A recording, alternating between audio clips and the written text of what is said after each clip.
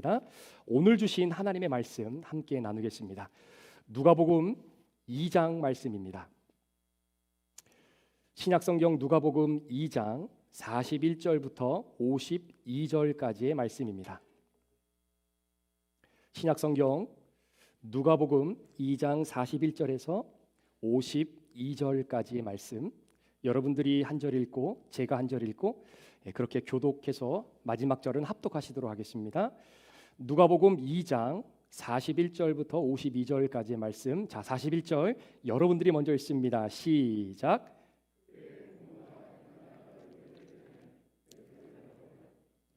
예수께서 12살 되었을 때에 그들이 절기의 관례를 따라 올라갔다가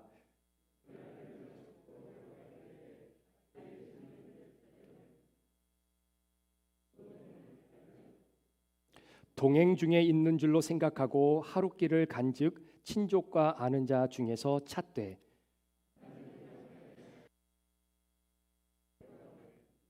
사흘 후에 성전에서 만난즉 그가 선생들 중에 앉으사 그들에게 듣기도 하시며 묻기도 하시니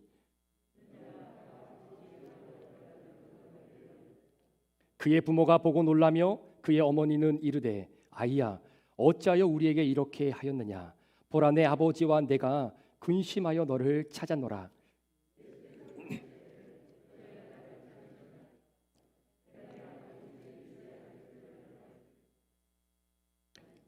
그 부모가 그가 하신 말씀을 깨닫지 못하더라.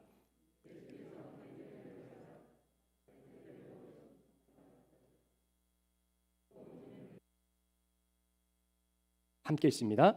예수는 지혜와 키가 자라가며 하나님과 사람에게 더욱 사랑스러워 가시더라. 아멘. 아멘. 신앙의 착각이라고 하는 제목으로 오늘 하나님의 말씀 우리 여러분들과 함께 나누도록 하겠습니다.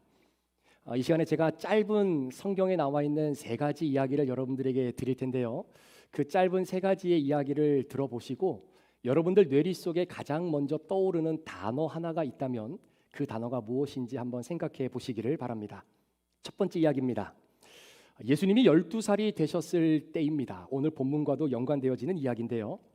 유월절을 맞이해서 마리아와 요셉은 그의 아들 예수를 데리고 예루살렘의 유월절을 지키기 위해 올라갑니다.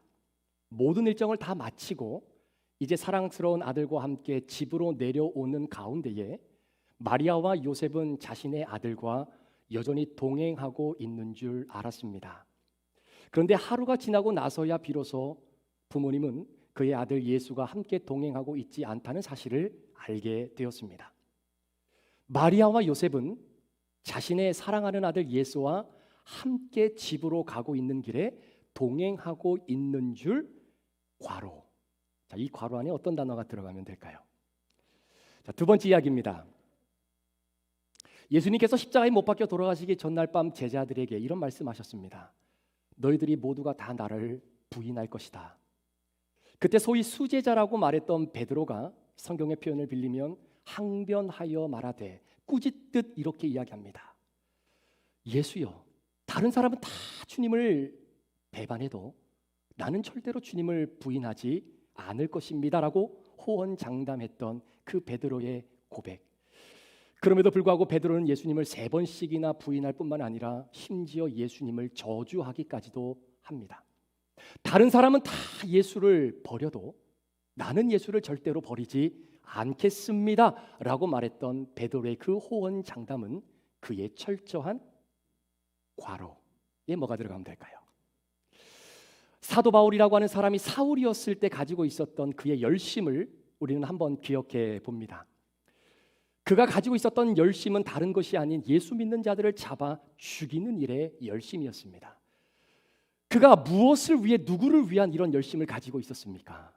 바로 하나님을 위한 열심이다라는 생각이었습니다.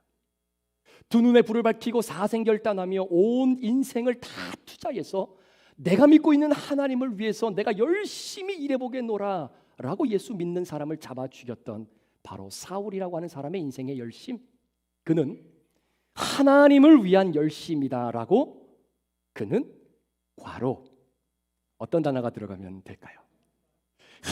역시 우리 브릿지교회 성도님들은 정말 센스가 있으십니다. 요셉과 마리아는 예수님과 함께 하고 있다라는 착각이 있었습니다. 다른 사람은 예수님을 부인해도 나는 절대로 예수님을 부인하지 않겠다라고 하는 베드로의 착각이었습니다. 내가 하나님을 위해 열심히 일한다고 했지만 그것은 잘못된 사울의 착각이었습니다. 사랑하는 성도 여러분, 내가 올바른 신앙을 가지고 있다는 것을 우리가 어떻게 알 수 있을까요? 우리 나름대로는 내 기준에 맞는 신앙의 기준을 세워놓고 그 기준에 잘 부합되어지는 내 모습을 발견하게 되면 내가 신앙생활을 그래도 좀 잘하고 있구나 라고 스스로 판단할 때가 있습니다. 그런데 여러분들이 여러분들을 위해서 세워놓으신 그 신앙의 기준이 올바른 신앙의 기준인지 아닌지 그걸 어떻게 할 수 있을까요? 이건 또 다른 문제 이야기입니다. 여러분, 여객기와 전투기에 여러 가지 차이가 있지만 가장 큰 차이는 여객기는 한 방향으로 이렇게 날아갑니다. 그런데 전투기는 하늘에서 그 푸르른 창공 속에 굉장히 많은 회전을 하고 선회를 하게 되죠. 공중에서 많은 회전을 하다 보니까 가끔 비행사들이 착각하는 것이 있습니다. 내가 지금 바다를 향해 내려가고 있는지 아니면 하늘을 향해 날아가고 있는지 둘 다 모두가 푸르른 색이기 때문에 쉽게 판단하지 못하는 착각 속에 빠질 때도 있다는 거죠. 또한 전투기를 조종하는 조종사들은 같은 고도로 비행을 한다 할지라도 선회하는 속도가 빠르게 선회를 하게 되면 이게 바로 과학의 원리에 따라서 고도보다 높게 비행한다라고 하는 느낌이 들기도 하고요. 또 선회하는 속도가 늦은 속도로 돌게 되면 고도보다 낮게 비행하고 있다라고 하는 착각에 빠질 때가 있다라고 합니다. 그때에 전투기를 조종하는 조종사들은 자신의 주관적인 판단과 감각에 의해서 결정에서는 큰 문제가 발생합니다. 상상을 초월하는 대형 사고가 일어날 수 있기 때문입니다. 그럴 때는 다른 무엇을 의지하는 것이 아니라 바로 조종사 눈앞에 펼쳐져 있는 계기판을 100% 신뢰할 수 있어야 되는 것이죠. 이처럼 비행 조종사도 비행을 하다가 착각을 일으키는 것을 우리는 비행 착각이라고 이야기하곤 합니다. 이와 마찬가지로 오늘날 많은 신앙인들이 신앙의 여정을 걸어가고 있다라고 하면서도 내가 실제로 신앙의 착각 속에 살아가고 있다는 것을 모르고 살아가는 사람들이 굉장히 많이 있습니다. 자, 오늘 본문 이야기를 조금 더 한번 해볼까요? 예수님께서 12살이 되었을 때 당시 관례에 따라서 아버지 어머니와 함께 유월절을 지키기 위해 예루살렘으로 올라가게 됩니다. 모든 일정을 다 잘 마치고 이제는 자신의 집이 있는 나사렛으로 내려오는 바로 그런 길이었습니다. 그때 아버지 요셉과 어머니 마리아는 내 아들 예수와 함께 동행하고 있는 줄로 착각 속에 걸어왔지만 하루가 지나고 나서야 비로소 내 아들이 우리와 함께 있지 않다라고 하는 사실을 알게 되었습니다. 여러분, 우리 자녀를 키우신 부모님들은 어떻습니까? 내가 애지중지 키웠던 내 자녀를 잃어버렸다라고 했을 때 그 부모의 심정이 어떠했겠습니까? 애가 얼마나 탔겠어요. 뿐만 아니라 지금 잃어버린 이 아이는 그냥 보통 옆에 집에서 태어난 12살 내 아이와 동갑인 그런 아이가 뛰어노는 그런 아이가 아닙니다. 성령으로 잉태되어진 아이입니다. 그러니 내 아이를 잃어버렸다라고 하는 이 사실 자체가 그저 우리 집안의 문제로만 끝날 이야기가 아니라 자칫 잘못하면 하나님의 구원의 계획에 혹시 문제라도 생기는 것은 아닐까라고 하는 이 생각을 요셉과 마리아가 한 번도 안 했을까요? 분명히 내 옆에 있는 줄 알았는데 하루를 지나고 나서야 그 아들이 사라졌다라는 소식을 접하게 되니 얼마나 부모의 입장에서는 애간장에 탈 수가 없겠습니까? 제일 먼저 친척 중에 그리고 아는 지인들을 통해서 예수인 아들을 찾기 시작합니다. 그렇게 밤이 새도록 쥐잡듯이 그 아들을 찾아내기 위해서 이런 방법 저런 방법을 동원해 보지만 결국은 아들을 찾지 못합니다. 어두컴컴한 그 밤하늘을 3일씩이나 맞이할 수밖에 없었으니 여러분, 마리아와 요셉의 마음은 이미 새까맣게 그을려 타고 남은 재밖에 남아있지 않았겠습니까? 말씀을 묵상하면서 이 부부가 완전히 미쳐버렸을 거라는 생각이 들었습니다. 잃어버린 아들을 찾기 위해 마치 정신이 반 이상 나간 것처럼 낮이든 밤이든 상관없이 길거리를 돌아다니면서 만나는 사람들마다 옷자락을 붙잡으며 내 아들 봤소? 내 아들 봤소? 12살입니다. 이름은 예수고요. 잃어버렸을 때 옷자락은 무엇을 입고 있었고 그의 얼굴의 표정은 어떤 표정이고 어떤 특성을 가지고 있고 말투는 이렇고 이런 아들 12살 된 예수, 그 아이를 봤습니까? 이 아이는요 보통 아이가 아니에요. 꼭 찾아야 됩니다 라고 말입니다. 그렇게 쥐잡듯 아는 지인과 친척을 중심으로 3일 길을 헤맸지만 결국 예수를 찾지 못하고 예루살렘으로 돌아오게 되는데 이게 웬일입니까? 그렇게 쥐잡듯 찾아도 못 찾았던 바로 그 아들이 예루살렘 성전 안에서 랍비들과 함께 하나님의 말씀을 나누고 있는 그 모습을 발견하게 된 것입니다.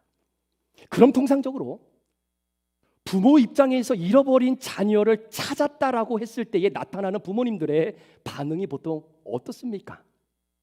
아이고 이놈의 자식아, 엄마 아빠가 그렇게 얘기하지 않았냐? 6월절에 예루살렘 올라가면 사람이 너무나 많으니까 너 잊어버릴지 모르니까 엄마 아빠 손 꼭 붙잡고 혹시 못 잡으면 옷자락이라도 붙잡고 꼭 엄마 아빠 따라와야 된다, 알았지? 라고 내가 너한테 얼마나 많이 얘기를 했느냐? 이 엄마 아빠의 마음을 왜 이렇게 해간장을 태우니? 라고 약간 짜증 섞인 말도 하면서 한편으로는 괜찮아? 3일 동안 못 봤는데 밥은 제대로 먹었니? 어디 다친 데는 없어? 이렇게 나와야 되는 것 아닙니까? 제가 2학년 때로 기억을 합니다. 그때 저희 형님이 저를 놀려주기 위해서 한 가지 거짓말을 했는데요. 그 거짓말이 무엇이냐면 저희 어머님이 제가 너무나 미워서 집을 나가셨다는 겁니다. 지금 생각해 보면 참 어처구니 없는 이야기겠다라고 생각이 들지만 어린 나이에는 그냥 그 형님의 말이 믿어져 버리고 말았습니다. 그때 어린 나이에 들었던 마음은 야, 우리 엄마가 얼마나 내가 미웠으면 집을 나가셨을까. 그래서 형님에게 물어봤습니다. 엄마가 어디로 나갔냐고. 그때 저 형님이 이렇게 얘기했습니다. 엄마 종로로 나가셨다. 종로로 나가셨다. 아니 집을 나가실 거면 그냥 어디로 나가는지 말 안 하고 나갈 수도 있었을 텐데 왜 어머니는 종로로 나가셨다라고 이야기를 하셨다라고 형님은 이야기할까? 지금 생각해 보면 굉장히 어처구니 없는 이야기지만 그때는 그냥 그게 믿어졌어요. 그래서 어린 나이에 어디로 가신 줄도 모르고 그저 종로로 가는 버스를 타고 엄마 찾아 산만리가 시작이 되었습니다. 그 종로 한복판에 내려서 어디로 어떻게 가야 될지 몰라 서성거리고 있는 그 순간 어느 한 아저씨가 저에게 찾아와서 이렇게 물어보았습니다. 얘야, 너 혹시 길을 잃어버렸니? 그때 그 아저씨가 저를 데리고 어디로 가셨냐면 경찰서로 간 것이 아니라 햄버거 집으로 데려가셨습니다. 그리고 맛있는 햄버거와 콜라를 저에게 사주시면서 이런저런 이야기를 해주셨지만 그 이야기는 솔직히 기억이 나지 않습니다. 그때 그 아저씨가 저한테 물어봤죠. 얘야, 너 혹시 니네 집 전화번호가 뭐니? 그래서 엄마를 찾아야 되겠다라는 그 갈급한 마음은 다 뒤로 한 채 햄버거를 맛있게 먹으면서 우리 집 전화번호가 이겁니다 라고 이야기를 했던 기억이 있습니다. 그리고 나서 얼마 정도 시간이 흐른 후에 저희 어머니와 형님이 저를 찾으러 그 현장에 오신 거죠. 저희 형님은 저한테 거짓말했다고 어머니에게 혼이 나고요. 그때 어린 나이에 인생의 중요한 진리 하나를 깨닫게 되었습니다. 그래, 이 세상 믿을 놈 하나도 없구나. 정말 하나도 없구나. 자, 본문으로 잠깐 돌아와 볼까요? 그렇게 찾고 찾았던 예수를 찾지 못했던 이 부모님이 성전 안에서 하나님의 말씀을 나누고 있는 예수를 발견하게 되었습니다. 그때 예수님이 뭐라고 말씀하시냐면 내가 아버지 집에 있어야 되는 줄을 왜 모르셨습니까? 내가 아버지 집에 있어야 되는 줄을 왜 모르셨습니까? 아니, 마리아와 요셉의 입장에서 이걸 또 어떻게 이해하고 해석을 해야 되겠습니까? 여하튼 해프닝이 이렇게 그냥 끝나고 말았습니다. 요셉과 마리아 그리고 그 아들은 무사히 나사렛 집까지 잘 도착을 했고요. 성경을 읽어보니까 아들 예수가 조금 부모님에게 미안했던 마음이 있었던 것처럼 보여지듯이 부모님에게 순종하고 잘 섬겼다라고 성경은 기록하고 있습니다. 그리고 시간이 흐를수록 하나님과 사람으로부터 예수님은 사랑받는 존재가 되었다라고 하면서 누가라고 하는 저자는 예수님의 유소년기에 있었던 이 짤막한 스토리를 그렇게 마무리를 하게 됩니다. 저는 이 본문을 묵상하면서 한 가지 의문점이 들었습니다. 아마 여러분들도 그런 생각이 들으셨을 거예요. 어떻게 요셉과 마리아는 하루가 지나는 동안 자신의 아들과 어떻게 동행하고 있지 않다라는 사실을 모를 수 있었을까요? 짧은 거리도 아닙니다. 어떻게 자신의 사랑스러운 아들이 함께하고 있다는 사실을 모를 수 있었느냐라는 이야기입니다. 아니 정말 하루 동안 내려오면서 그의 아들과 한마디의 대화도 안 했기 때문에 이렇습니까? 그렇지 않고서야 어떻게 하루길을 내려오는데 그 아들이 없다는 것을 어찌 모를 수가 있겠느냐라는 것이죠.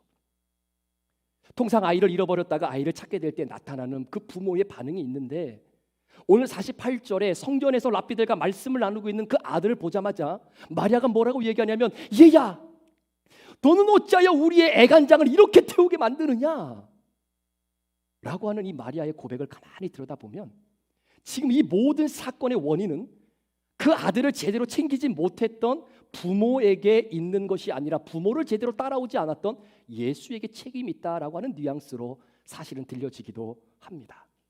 그런데 여러분 정말 그럴까요? 여기에서 우리가 깨달을 수 있는 중요한 영적 진리 한 가지가 있습니다. 마리아와 요셉은 예수를 잘 알고 있다라고 생각했지만 사실은 잘 알고 있지 못했습니다. 하나님의 천사인 가브리엘이 어느 날 마리아에게 나타나서 하나님의 나라의 기쁜 소식을 전해주겠다라고 하면서 뜬금없이 이런 얘기를 합니다. 누가복음 1장 30절과 31절에 그 하나님 나라의 기쁜 소식이 이렇게 기록되어 있습니다. 마리아여 무서워하지 말라. 내가 하나님께 은혜를 입었느니라. 보라 내가 잉태하여 아들을 낳으리니 그 이름을 예수라 하라. 여러분 우리는 이 스토리를 다 알고 있기 때문에 야 마리아는 얼마나 행복할까라고 생각할지 모르겠지만 여러분 그때 당시에 여러분이 마리아라고 한번 생각해 보십시오. 결혼도 안 한 처녀가 뱃속에 아기가 생겼다? 여러분 이거는 축복할 일이 아닙니다. 여러분 그건 칭찬받을 일이 아니에요. 남들에게 추앙받을 일이 아닙니다. 돌 맞아 죽어도 쌀 일입니다. 이게 하나님 나라의 기쁜 소식이라는 거예요. 마리아는 그 소식을 듣자마자 굉장히 공포스러웠습니다. 두려웠어요. 당혹스러웠습니다. 왜 이게 나에게, 왜 내가 이런 일을 해야 됩니까? 그런데 마리아의 마지막 고백을 들여다보면 마리아는 가브리엘 천사에게 이렇게 고백합니다. 주여, 내가 주의 여종이오니 말씀대로 이루어지기를 원하나이다. 주님의 말씀대로 이루어지기를 원하나이다. 여러분 이 고백을 통해 마리아는 알고 있었던 겁니다. 내 뱃속에 오늘도 꿈틀거리고 있는 이 아이가 그저 옆집에 태어난 보통 아이가 아니라 성령으로 잉태되어진 아이요, 다윗의 왕좌를 이어나갈 왕이요, 하나님의 아들 예수 그리스도 메시아요, 온 인류를 구원할 구주요, 구약의 선지자들이 목숨 걸고 예언했던 바로 그 예언자 구원자이다라는 사실을 마리아는 알 수 있었습니다. 아니 반드시 알았어만 됐었습니다. 그런데 12년이라는 시간이 흘러버리고 말았습니다. 12년이라는 시간이 지나는 동안 요셉과 마리아는 그 아들 예수가 어느 집안의 아들과 별반 차이가 없는 것과 같은 그런 아들로서의 인식이 훨씬 더 강하게 자리 잡았던 것 같습니다. 하나님의 아들이라고 하는 인식보다, 구원자 메시아라고 하는 인식보다 오늘 49절의 말씀에 보니 어찌하여 나를 찾으십니까? 내가 아버지 집에 있어야 될 줄 왜 모르십니까? 그 이후에 나오는 이 부모님들의 반응을 누가는 어떻게 기록하고 있습니까? 50절 말씀에 보니까 그들은 그가 하는 말을 깨닫지 못하더라. 내가 아버지 집에 있어야 될 줄 모르십니까? 라고 하는 말을 내 아들은 하나님의 아들이라는 인식이 확 줄어드니까 그 말을 깨닫지 못하게 된 것이죠. 결국 요셉과 마리아는 나름대로 예수를 잘 알고 있다라고 생각하며 살았지만 그건 착각이었습니다. 사랑하는 여러분, 우리는 어떻습니까? 혹시 내가 예수님을 믿은 지 굉장히 오래되었기 때문에 예수님을 잘 알고 있다라고 하는 착각 속에서 오늘의 신앙의 여정을 걸어가고 있지는 않으신지요? 그래도 내가 교회에서 이런저런 사역과 직분을 맡아 일해 왔는데 나 정도의 신앙의 연륜이면 그래도 하나님을 잘 알고 있다라고 생각하며 이 자리에 계신 분들이 혹시 계십니까? 그래도 어떠한 인생의 광풍이 불어와도 내 신앙과 내 믿음만큼은 내가 잘 지켜낼 수 있을 것이다라고 하는 그 확신 속에 오늘 예배 자리에 오신 여러분들이 혹시 계십니까? 그런데 어떨까요? 어떻습니까? 우리 먼 나라 이야기하지 말고요, 다른 사람 이야기하지 말고 내 자신을 좀 돌아보면 어떠십니까? 코로나가 생기고 난 이후에 나의 예배의 신앙이 예전보다 더 강해지셨습니까? 아니면 나도 모르게 조금씩 허물어져 가고 무너져 가고 있는 나의 예배 신앙을 발견하신 적은 있으신지요? 부득이하게, 정말 부득이하게 몸이 불편하고 주변 상황이 너무나 여의치 않아서 현장 예배를 드리지 못하고 온라인으로 예배를 드려야 될 그 불가피한 상황이 우리에게 반드시 찾아오게 되어져 있습니다. 그렇게 해서라도 하나님 앞에 전심을 다해 예배를 드리기 위해 시간을 구분하고 마음을 구분하고 물질을 구분하고 그리고 장소를 구분하여 정직한 마음으로 하나님 앞에 그렇게라도 예배를 드리는 예배자라고 한다면 무슨 문제가 있겠습니까? 그곳에도 하나님의 임재하심이 있을 줄 믿습니다. 그런데 충분히 현장에 나와서 예배를 드릴 수 있는 여건을 하나님께서 은혜로 주셨음에도 불구하고 귀찮아서, 피곤해서, 왠지 오늘은 현장 예배 가고자 하는 마음이 땡기지가 않아서, 늦잠 자서, 예배를 안 드리면 죄책감에 사로잡혀 살아가야 되니까 온라인 예배로라도 대치를 해야 되겠다라고 하는 바로 그러한 마음이 예전에는 없었지만 코로나가 생기고 난 이후에 최근에 내 마음의 문을 두드렸던 적이 단 한 번이라도 있었다면 죄송합니다. 우리 정직하게 얘기해서 우리의 믿음이 약해져 가고 있는 증거가 아니겠습니까? 그래도 나는 예수를 잘 믿는다라고 생각했는데요, 예배 신앙만큼은 내가 누구와 견주지 못할 만큼 강하고 뚝심 있는 그런 믿음을 갖고 있다라고 생각을 했지만 불어오는 인생의 광풍 앞에 마치 주님을 바로 목전 앞에 두고 물 위를 걸어가던 베드로가 불어오는 광풍을 바라보면서 순간 물속에 빠져 허우적거리며 나를 살려달라고 외치고 있는 그의 모습이 우리의 인생에 불어오는 유혹 앞에 속수무책으로 빠져 들어가고 있는 저와 여러분들의 모습이 아닌가라고 하는 생각을 잠시 갖게 됩니다. 오늘 본문에 나타난 이 모든 해프닝의 화근은 무엇입니까? 마리아와 요셉이 그의 아들 예수와 함께 동행하고 있다라는 착각 때문이었습니다. 그 하루의 착각 때문에 부모로서 가질 수 있는 인생의 가장 뼈아픈 애간장을 태웠던 그 마음, 인생의 광풍을 맞이할 수밖에 없었던 그들의 마음 속에 그 광풍이 순풍으로 바뀌어지는 데는 무려 3일이라고 하는 시간이 소요되어졌다고 오늘 본문은 우리에게 설명하고 있습니다. 여러분 어떠신가요? 우리는 나름대로 다 이유가 있습니다. 1년 52주 중에 한 주 빠지고 2주 빠지는 것, 그거 여러분 다 합리적인 이유가 우리에게는 있습니다. 그런데요, 예배를 한 번 빠지고 2번 빠지고 3번 빠지고 이제는 점점 하나님과 예배자로서의 자세가 점점 멀어가고 있어. 이제는 더 이상 돌아갈 수 없을 만큼 너무나 멀리 왔던 그 순간, 그래도 내가 다시 예배의 자리를 회복하기 위해서는 얼마나 많은 영적인 눈물과 고뇌와 무릎 꿇음이 우리에게 있어야 되는지 우리는 너무나 잘 알고 있다는 이야기입니다. 너무나 멀리 왔지만 그래도 주님 앞으로 돌아가야 되겠다라고 마음을 먹고 주님을 향하여 첫 발을 내딛는 그 순간, 여러분 우리 주변에 도사리고 있었던 사단이 어떻게 우리의 마음을 흔들어 놓는지 아십니까? 야, 괜찮아, 이렇게 멀리 왔는데 무슨 다시 예배 자리로 돌아간다고 그래? 지금은 코로나 시대야. 다 그렇게 해. 너 혼자 유별나게 신앙생활 할 필요 없어. 야, 누구는 현장 예배도 안 나가고 누구는 누워서 온라인 예배 드리는데 너는 그 정도는 아니잖아. 그러면 된 거야. 사단의 간교한 그 메시지에 우리의 마음이 나도 모르게 한두 번 무너질 때가 얼마나 많은가요? 여러분, 사흘 걸쳐서 찾으면 다행이지만 그리 되지 않으면 어떡합니까? 한 정신병원의 정신병자 환자들이 점심을 먹기 위해서 줄을 길게 들어섰습니다. 점심을 먹기 위해서 줄을 서 있는데 갑자기 저 뒤에 있었던 한 환자가 그 줄 맨 앞쪽으로 와서 새치기를 하는 겁니다. 그랬더니 바로 뒤에 있던 환자가 새치기를 했던 환자에게 이렇게 물어보죠. 아니, 당신은 왜 새치기 하십니까? 누가 당신 보고 새치기 하라고 얘기했습니까? 그랬더니 새치기를 했던 그 환자가 하는 이야기가 하나님이 그리하라고 했어. 하나님이 그렇게 하라고 했다는 겁니다. 그랬더니 그 옆에서 보고 있었던 어처구니 없는 이 이야기를 보더니 한 환자가 그렇게 얘기하는 겁니다. 내가 언제 그랬냐?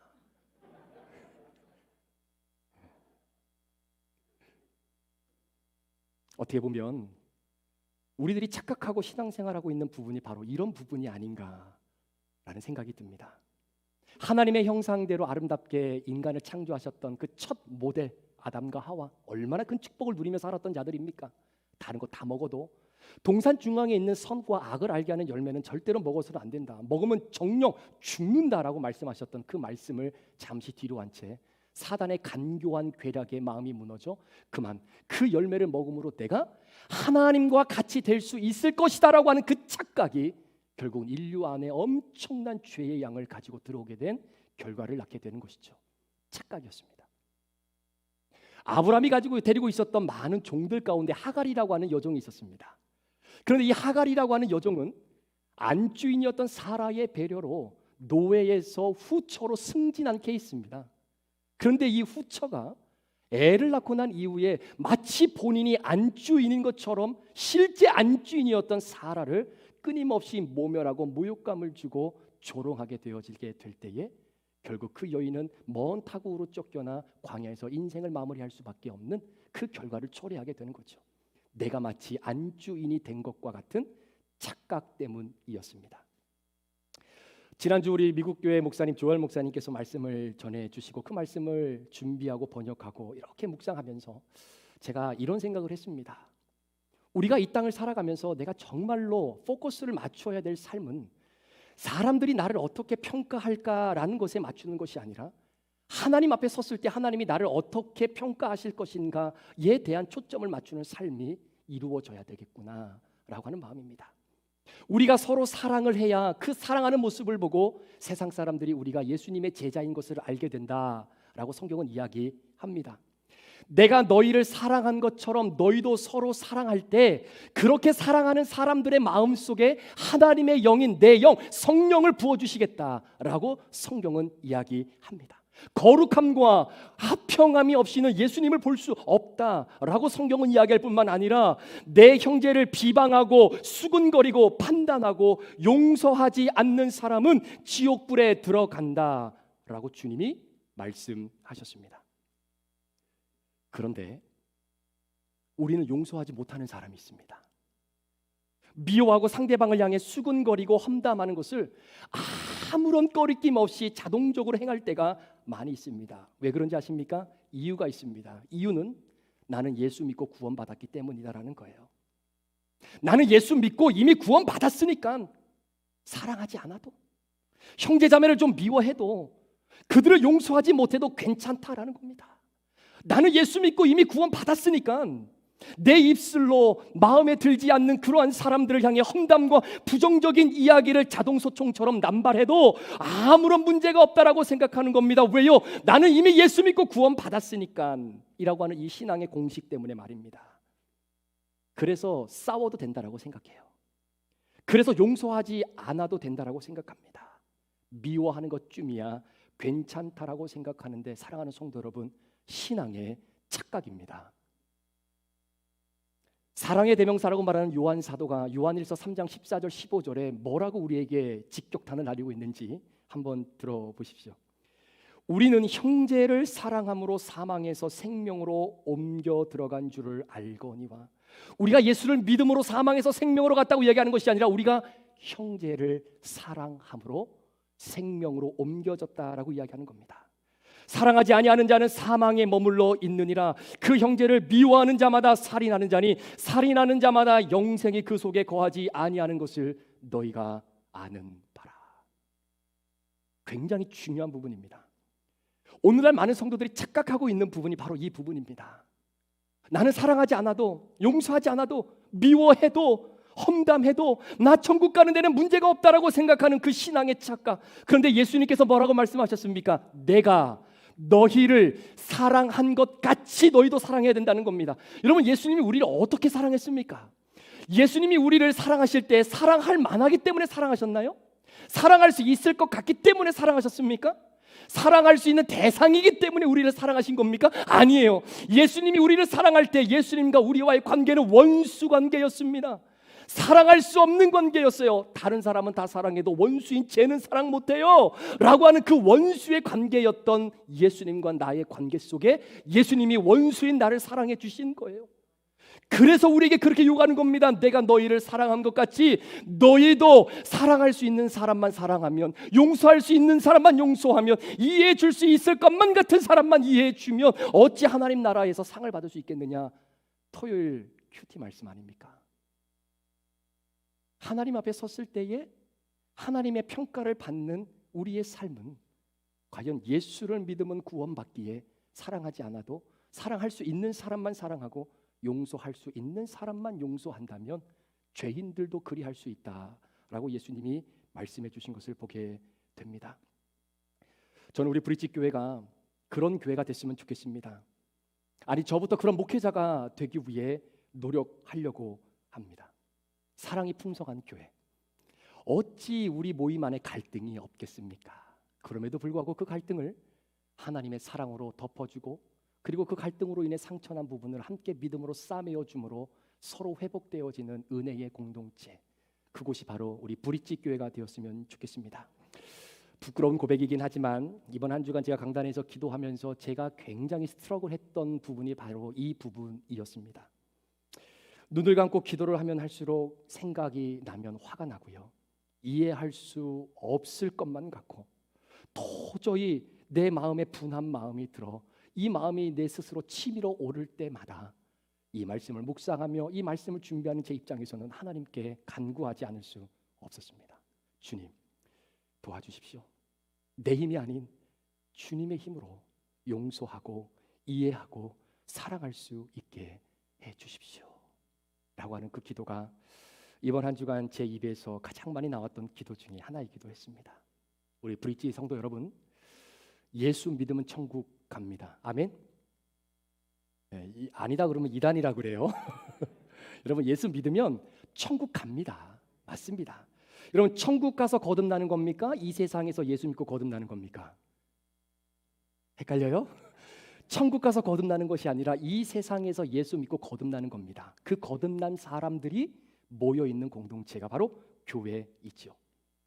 지금까지 매너리즘에, 신앙의 매너리즘에 빠져서 나는 예수 믿으면 다 구원받으니까 저 사람은 미워해도 되고, 저 사람에 대해서는 험담해도 되고, 저 사람에 대해서는 내가 용서하지 않아도 내 구원에는 아무런 문제가 없다라고 생각했던 그 신앙의 매너리즘이 혹시 여러분 가운데 있었다면, 우리 사랑하는 브릿지 성도 여러분, 죄송합니다. 이건 신앙의 착각입니다.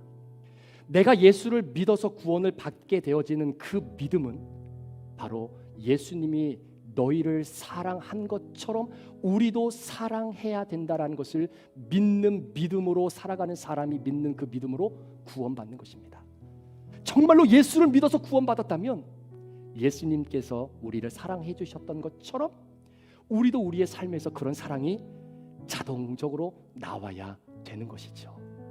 그것이 나중에 주님 앞에 섰을 때에 주님이 잘했다 칭찬해 주시는 신앙의 말씀의 기준입니다. 이번 한 주간 그래서 우리 다른 것보다 용서하는 훈련했으면 좋겠습니다. 용서할 수 있는 사람만 용서하는 거 아니라, 하나님, 이 사람은 정말 용서가 안 돼요 라고 하는 그런 사람들이 있다면 하나님께 그 마음을 내어드리는 훈련 해보자라는 겁니다. 그것이 가까이 있는 사람이든 멀리에 있는 사람이든 예수님을 믿는 믿음으로 구원받으셨다면 그 구원의 열매가 아름다운 사랑으로 맺혀지기를 소망합니다. 그래서 훗날 예수님께서 우리에게 물어보실 때에, 예수님, 정말로 우리의 마음은 주님이 가르쳐주신 말씀을 기준으로 살았기에 신앙의 착각에 빠지지 아니하고 내 영혼이 늘 주 안에서 안전했습니다 라고 고백하며 주님 앞에 칭찬받을 수 있는 우리 사랑하는 모든 브릿지 교회 성도가 되시기를 우리 구주 예수 그리스도의 이름으로 축복합니다. 기도하시겠습니다. 자네 조용히 눈을 감고 우리 말씀 기억하시면서 우리 같이 한번 찬양했으면, 기도했으면 좋겠습니다. 이 시간에 같이 한번 기도하실 때 우리 모두는 신앙의 착각이라는 것을 내가 알았다면 왜 그 착각 속에 빠져 우리가 신앙의 여정을 걸어가겠습니까? 때로는 나도 모르게, 때로는 정말로 내가 이 자리에 있어서는 안 되는 그러한 상황임에도 불구하고 신앙의 착각 속에 빠져 있는 것조차 모르고 살았던 우리들의 모습이 있다면, 이 시간에 여러분의 판단과 여러분들의 감정과 또 여러분의 인식으로 모든 것들을 판단하는 그런 기준이 아니라 정말로 예수 그리스도 하나님 아버지의 말씀을 우리의 인생의 기준으로 놓고 어떠한 상황 가운데서도 정말로 신앙의 착각에 빠지지 아니하는 하나님의 귀한 자들이 되기를 원합니다. 하나님, 이 한 주간 그 신앙의 훈련을 감당하고 용서하고 훈련하고 함께 하나님 사랑 나누는 그런 훈련의 한 주가 되게 하나님 도와주십시오. 어떻게 훈련받으면 좋을까요? 하나님께 여쭤보며 우리 함께 말씀 기억하며 잠시 한번 기도하는 시간 갖겠습니다. 기도합니다.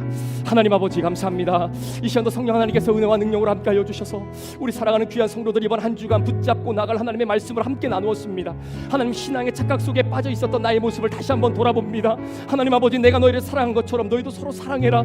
주님 우리를 어떻게 사랑하셨는지 우리가 너무나 잘 알기에 하나님 힘들고 연약하고 부족하지만 하나님 아버지 그렇게 사랑하는 훈련들이 이번 한 주간 있게 하여 주옵소서. 나도 모르게 하나님 내 입술을 통해 남을 헐뜯고 비방하고 정죄하고 아버지 하나님 정말로 아버지 무너뜨리겠던 그런 아버지 하나님 가만히 있을로 아버지 하나님 그런 마음을 가지고 살았던 모습들이 있다며 하나님 아버지 그 마음을 온전히 내려놓고 하나님 앞에 다시 한번 메어 달리며 기도하기를 원합니다. 아버지 지난주보다는 이번 한 주가 조금 더 하나님이 기뻐하시는 모습으로 변화되어지는 우리의 삶이 되어지기를 하나님 간절히 원하며 기도하기를 원합니다. 하나님 기도하게 하여 주옵소서. 말씀에 더 가까이 나가게 도와주시옵소서. 하나님의 영광과 주의 나라를 믿음으로 발견하며 나가는 하나님의 귀한 영혼들이 되어줄 수 있도록 우리 귀한 성도들 축복하여 주시고 인도하여 주시기를 원합니다.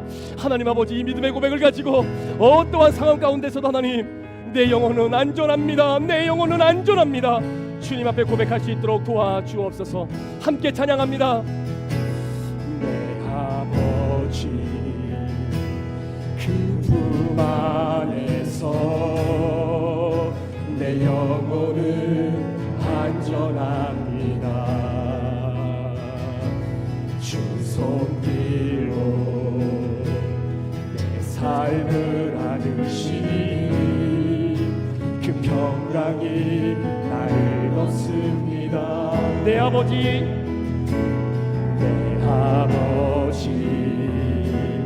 그 품 안에서 내 영혼은 안전합니다. 주 손길로 내 삶을 안으시니 그 평강이 나를 덮습니다. 나 비록 넘어지며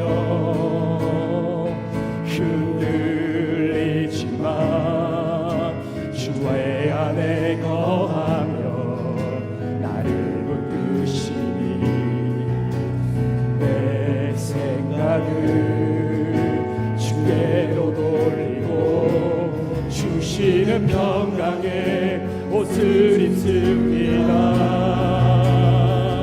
주 약속 안에서 내 영혼 평안에 내 뜻보다 크신 주님의 궤에 나 신뢰해 두려움 다 내려놓고 주님만 의지해 주 안에서 내 영혼 안전한 주 약속 안에서 내 영혼 주 약속 안에서 내 영혼 평안에 내 뜻보다 크신 주님의 궤에 나 신뢰해 두려움 다 내려놓고 주님만 의지해 주 안에서 내 우리 이런 한번 고백합니다. 주 약속 안에서 내 영혼 안전해 주 약속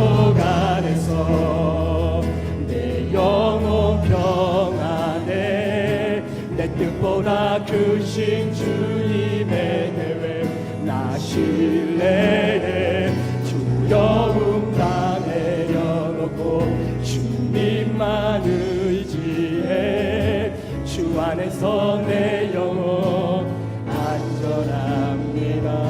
주 안에서 내 영혼 주 안에서 내 영혼 안전합니다.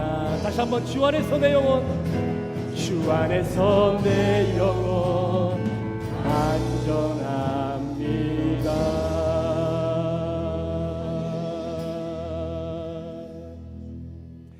하나님 아버지 이 시간 주님의 은혜로 한 주간을 출발하는 귀한 성도들을 축복하며 기도합니다.